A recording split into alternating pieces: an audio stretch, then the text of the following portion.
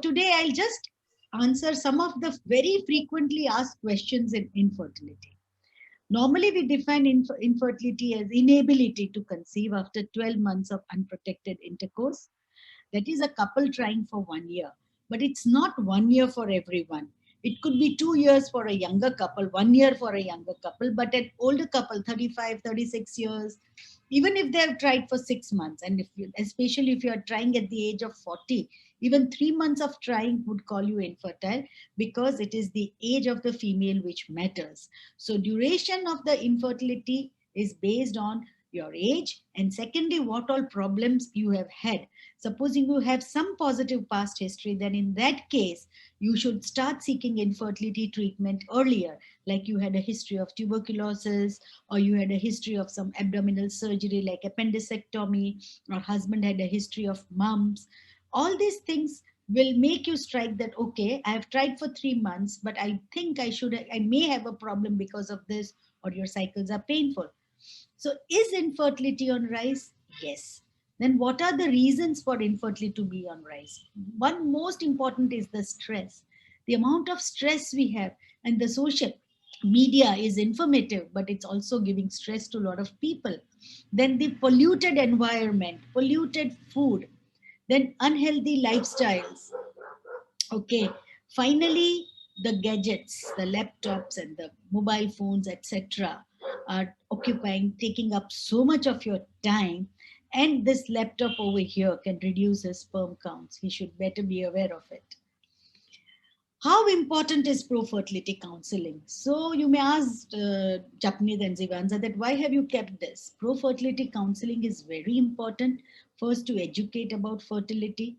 Second, how to prevent fertility. Third, how to protect and preserve your fertility. And how do you go about planning your reproductive lifespan? Who needs pre-fertility counseling? Even if you have tried for 3 4 months and you feel uncomfortable that why am I not getting a result, you can go and approach men and women who have some doubts from the previous past history or their symptoms, young patients undergoing cancer therapy, somebody who is planning to delay childbearing, because this is a very false idea, a notion that I can get pregnant whenever I want. Let me first finish off my career, let me settle down, and then maybe 35 40 I'll have a baby. No, if you are planning to delay, consult your gynec or a reproductive specialist first and then delay. Infertile couples, known conditions, if you know from a younger age that you have a PCOS or you have very painful periods, then sometimes it's your parents or peers who would force you to go for this. Couples who stay separately, they have a very small window to conceive. So these couples definitely should take this counseling so that they can find out what is the ideal time to conceive. And when you are going for termination, many a couples, very second month in their married life, or when they've started staying together, they conceive. Then they come for termination. So that is the time we counsel. And believe me, after our counseling, 80% would give up the idea of terminating the pregnancy. What does this fertility counseling mean? Your fertility assessment, forecasting your fertility, how to plan your fertility, if you need any intervention, and also the assessment of the men. Mainly, it is the highest risk factor is the age. In Indian context, I would say 38 years and above. Cycle length, if you have shorter cycles or very delayed cycles, if your ovarian reserve is low, or you have had pelvic tuberculosis or any tuberculosis, even family history of tuberculosis, or you have been operated for some endometriosis, ectopic pregnancy, or a cyst, or you are obese, you have unhealthy lifestyle, you have heavy bleeding, you have fibroids. So these are the patients who should go for pro-fertility counseling immediately. How common is infertility? Am I alone? So I would say 20% of UAE couples are dealing with it. This is one report. But on an average, 15% of the couples are facing problems. And they say 1 in 6 and now 1 in 5 couples are facing. So you are not alone there. It is increasing. How long should I wait before consulting a fertility doctor? I would say that be open. Don't try to hide it. Yes, you don't want the society, everyone to know, but at least go and consult a gynecologist or an infertility specialist you trust. Your all problems will be very confidential, but at least you should consult them so that you can know if there is a problem, or you can wait. Many a times we tell the couple, you are too anxious, just get released of anxiety, start living a natural normal life, and you will conceive, even if they have tried for 4 5 months. Many a times a couple comes and says, we have just not tried, we just want to find out, and we have to say that please, you need intervention immediately, and either you need a surgery or a treatment. So meeting a gynec or an infertility specialist is a first step. Now, when should I go? So, if you have been having a sexual intercourse about 3 times a week, because that sperm is surviving 72 days, so 2 to 3 times should be the frequency, and then your partner and you have not been able to conceive, or if you are over 30 years of age, or have and it's just 6 months and you have been very religiously trying for it, you have a history of pelvic inflammatory disease, painful periods, or recurrent miscarriage, or the male partner has some history which suggests that he may have a low sperm count, there are certain conditions which will say that go to your doctor immediately. Some of them I have mentioned, but men who cannot feel taste is in the scrotum or have prostate infection should also go and meet. Now, every month, this is a very common thing, that what are the chances of falling pregnant? It's not 100% every month. Lucky couples only have that. For a normal couple, it takes a number of cycles before achieving a pregnancy. If you are in the age group of 20 to 25, it's 25% chance. But by the time you are 35, it's just 10% per ovulatory cycle. And after the age of 35, your ovulatory cycles are less than 70%, 60% cycles are ovulatory. So you can imagine what is your chance of conceiving naturally after the age of 35. The age of the woman, I said, the biological clock ticks and it gives a reduction in the number of eggs, also in the quality. So if you see, women's fertility is maximal between the age of 20 and 30, right? Beyond the age of 30, fertility starts to decline. And then after the age of 38, it just precipitates. And nature has designed a woman's body to have a baby between the age of 20 and 35. If you are planning one, at least before 35. If you are planning to start at the age of 30 and even more, then start earlier. Don't wait. Nowadays, we see that the couples are physically in a room, but they are not in a room if you consider their sexual life. Both of them are on their gadgets, they are WhatsApping, and they don't have time for the real act. So that is also a big hindrance. And believe me, that gives an idea. I get so many young females now, young couples approaching, that 5 years we really had a nice time, we established. Now we don't want to go through all the battery of tests of infertility. Doctor, just give an IVF to me and give me 2 babies at one go. I don't want to carry a second time also. This is the mindset of younger generation, which is again wrong, because ideally you should try to conceive naturally and not jump onto IVF immediately. Ovulation checking is very important because it's only those 36 golden hours when the egg ruptures is the time when you can conceive. And that time, if the sperm doesn't reach, there is no chance. Just before the day of ovulation, there is a 30% chance. On the day of ovulation, there is a 20% chance. So, alternate day intercourse or daily intercourse when you are having the egg ruptured. What we do is when we call you for ovulation study, when we see the egg of 20 size and we give the HCG injection for it to rupture, we tell that 3 days continuously have intercourse. If even they don't conceive, sometimes when the sperm counts have low motility, we say even twice a day. How ovulation will improve my chance. So these are the kits available which can tell you. You can also know from the cervical mucus discharge. Then you can also know from a slight pain in the lower abdomen. Or if you take the temperature, you will know that there is rising of the temperature. And these kits make it easy. Now, what are the basic fertility assessments? Do all of you need all the tests available on this earth? No. Basic is one good ultrasound on day 2 of your cycle, which will tell us about everything, the hormonal levels, the fallopian tubes, and finally the semen analysis for the men. There are a few tests which can be followed. One is the ovulation testing and tracking. Ultrasound is the best method to check your ovulation. And then HSG and the ovarian reserve testing. Now, for the men, one good semen analysis. If that analysis turns out to be bad, 5 days later, another, again 1 week later, and 2 to 3 analysis, and the same result that the motility is less than 38%. Morphologically, we have more than 96% abnormal. The count is coming out to be in just few millions, and the vitality is also very low. If repeatedly you find, then there is a problem, or there is a total absence of sperm. Now, how does a woman's age affect? You can see that the conception rate per month is so high at the age of 20 and 25. But by the time it is 40, it is just less than 10%, and at 35, it is less than 20%.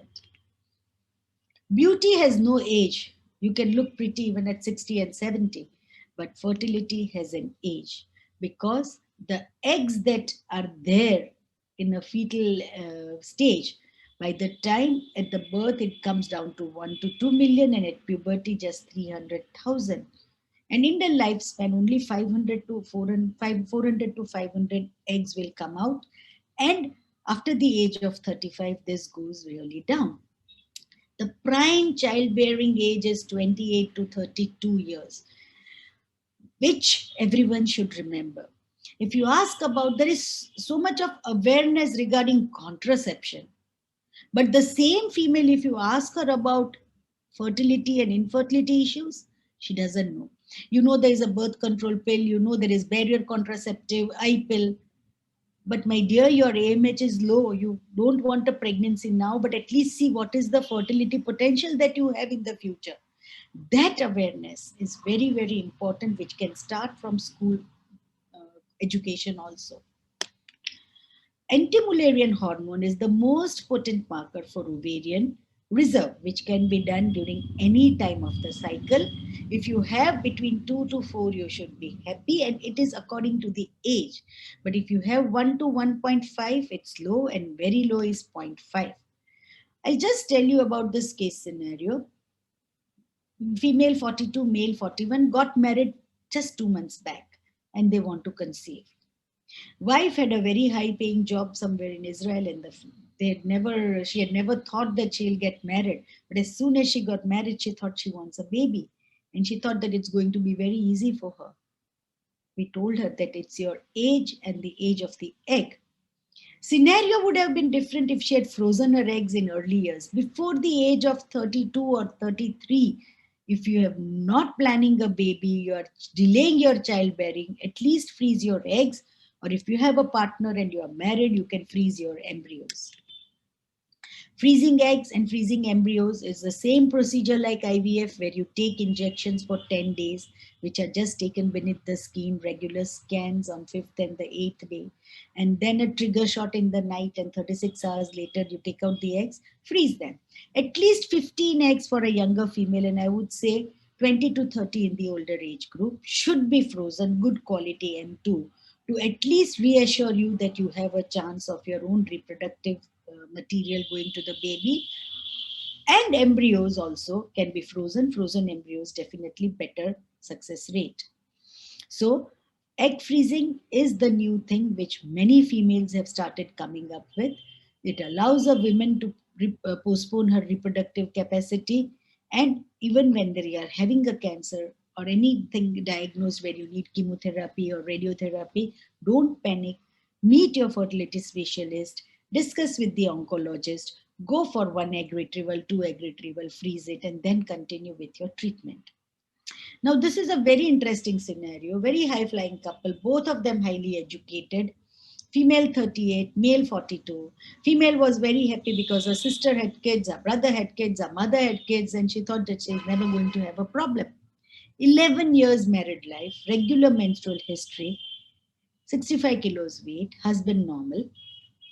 The couple were not planning a baby. We'll think of it later. We have a lovely job and lovely lifestyle.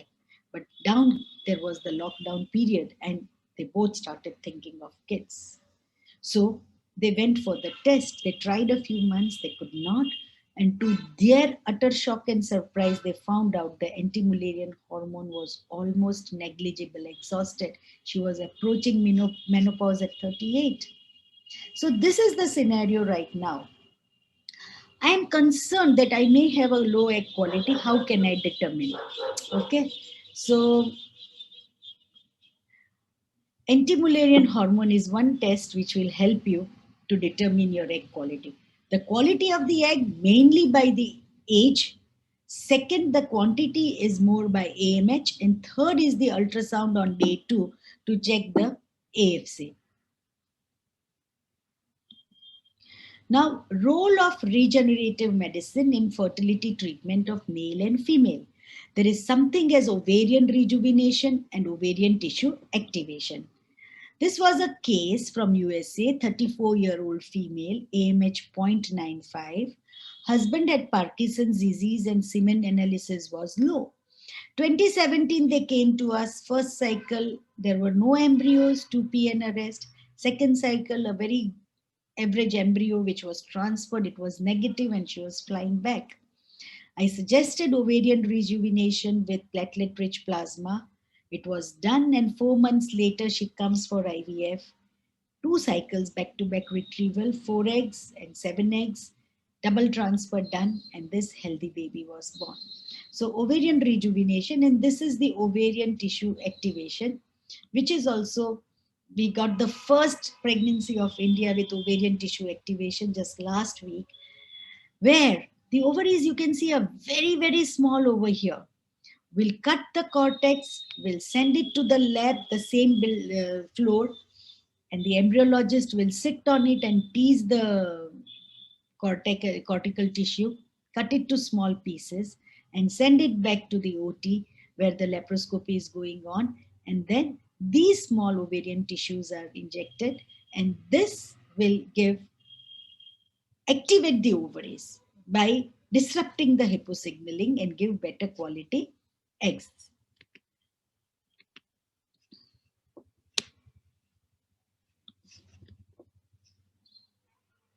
This was a patient where I'm telling you the first positive in India, because Denmark and Japan, they are doing it.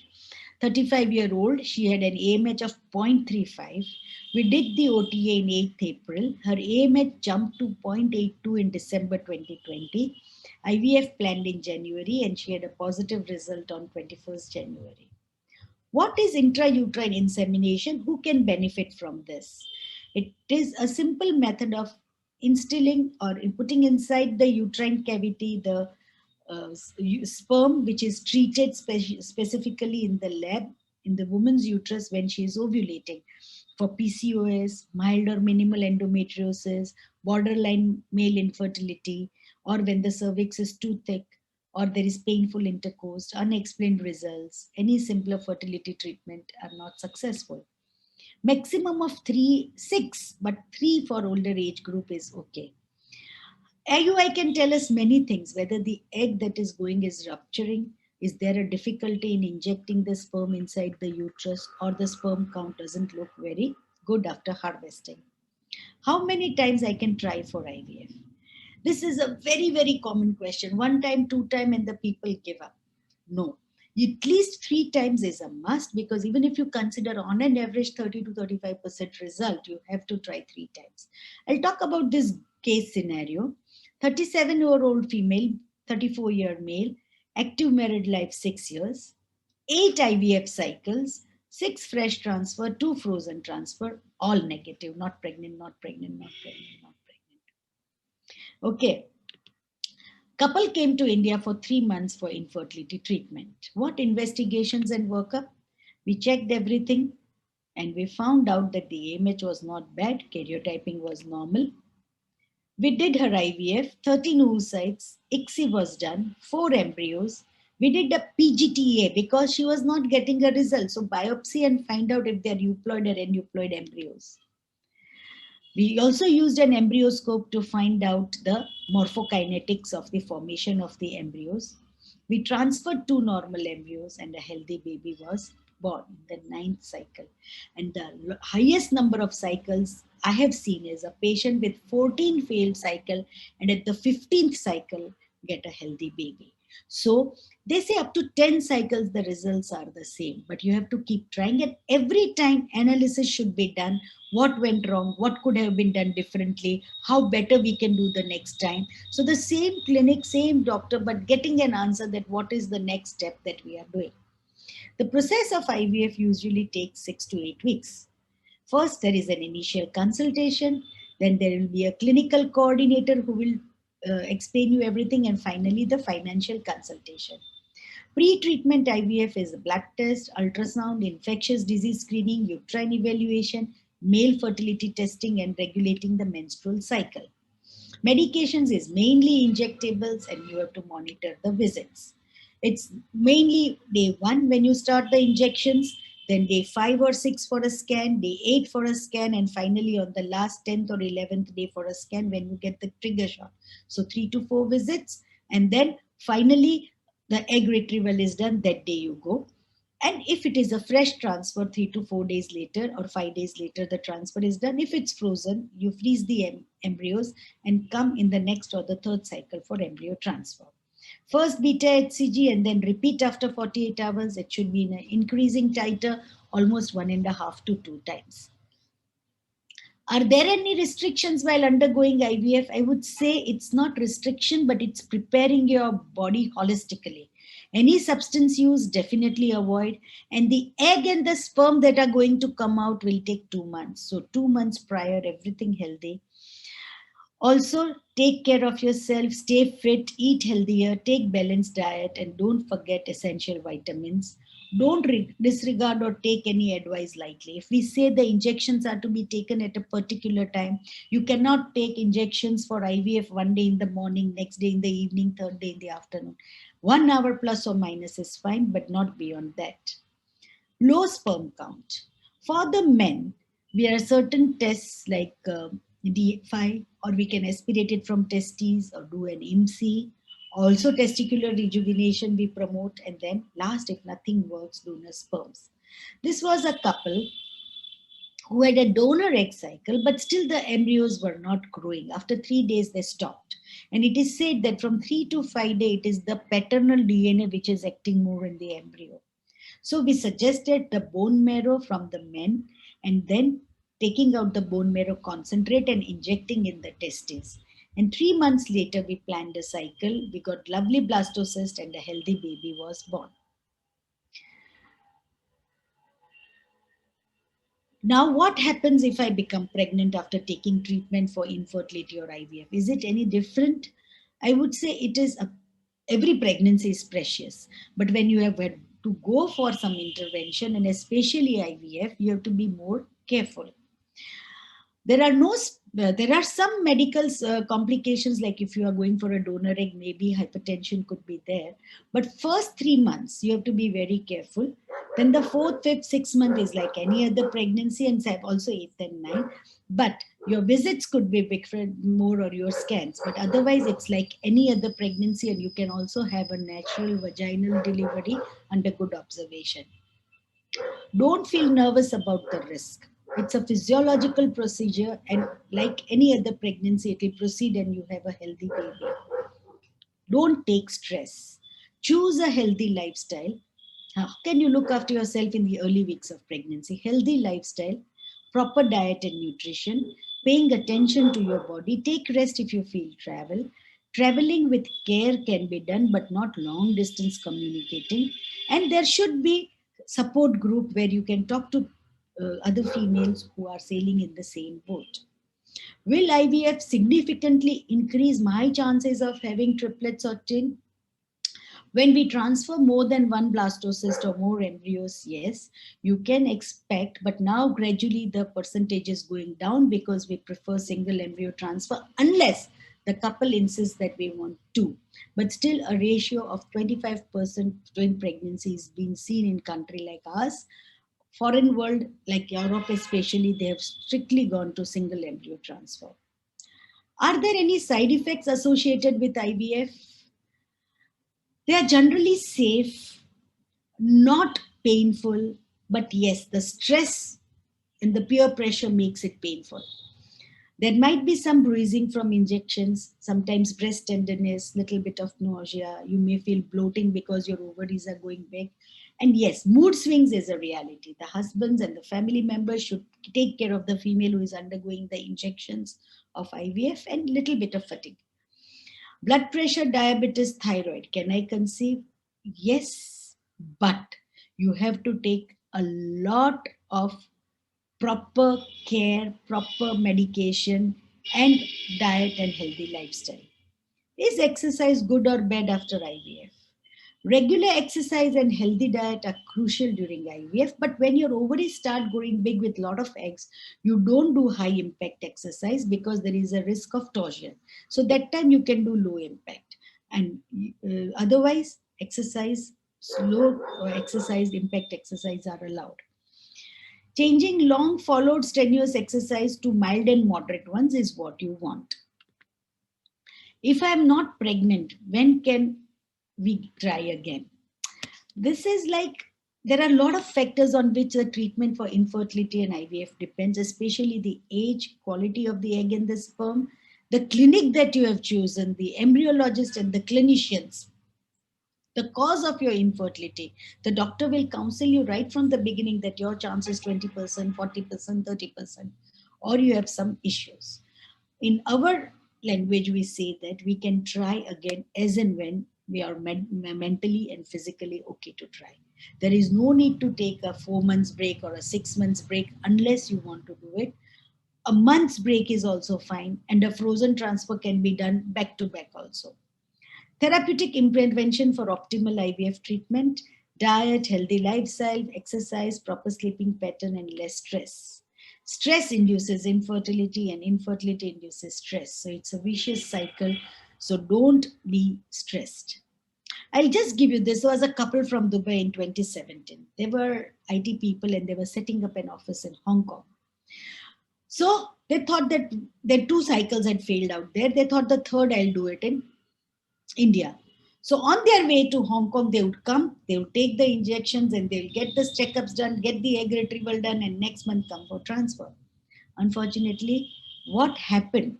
Previous 2 cycle had failed. She was 33, AMH was good. So we didn't know that they were jumping from here to there with no healthy lifestyle. We retrieved 11 eggs, 7 fertilized, but we did not get any day 5 blastocyst. They were really upset that in Dubai we got negative, but at least we had a day 5 blastocyst. Doctor, here we didn't get that. A proper history. And this is the cycle cancellation. We took the proper history. They were leading a stressful life, career setup, consumption of junk food, no regular sleeping pattern, and mostly with the gadgets. For 3 months, we asked them to take a sabbatical and just go for a healthy lifestyle, which they did. Next time they came in May 18, again we got 11 eggs, 7 fertilized and all 7 blastocysts, and they were blessed with twins. So this is how important your lifestyle is when you are going for any infertility treatment. PGTA is the genetic testing. This is PGTM. When the couple had an albino baby, they visited 2 centers. One said it's not possible, one said might be possible. We said it's 100% possible to have a healthy baby. Their blood tests were done, the mutations were found out. And in the first 2 cycles, all the embryos were albinos. In the third cycle, we could get a healthy blastocyst, which was transferred. And this is again the first PGTM baby of India with albinism. And world also, very rarely few cases have been done. And this couple could get a healthy baby without albinism. So any genetic disease, you should approach your IVF specialist. She will consult a clinical geneticist. We have a meeting with the clinical geneticist and then the genetic lab, and we can find out what is the problem and if we can avoid it in the baby. Now keep calm because 50 is the new 30. Yes, your eggs might get exhausted, but there is still a possibility of pregnancy. You can take help of the donor oocyte. 48 years, 30 years of marriage life, 2 years since menopause and 7 months pregnancy. She already delivered. 49 years, 20 years of married life, and again delivered a healthy baby. So that is third party reproduction when you take sperm donation, oocyte donation, embryo donation, surrogacy, uterine transplant. In India, we can do all of this. There are countries which do not allow this, and I'm I know Dubai is one such country. When is egg donation and embryo donation advised? When a woman with her increased age does not have good quality eggs, or there is a genetic problem, then in that case we can take egg donation. Same with the men. This is how the egg donor is stimulated. You can get the profile of the egg donor, and the egg retrieval is done. The father or the couple's husband, that husband gives the semen sample, ICSI is done, embryo is formed. The intended mother's uterus is prepared with just hormonal tablets or in a natural cycle, and an embryo is transferred. Success rate is 50-60% per cycle. Embryo donation, even higher success rate. And when take the help of a surrogate, when the female's uterus is removed, or she is born without uterus, or repeated miscarriages, or IVF failure, then we do surrogacy, wherein the embryo of the couple is put inside the surrogate, who carries it, delivers the baby, and hands it over to couple. So with this, I finish a basic information on infertility treatment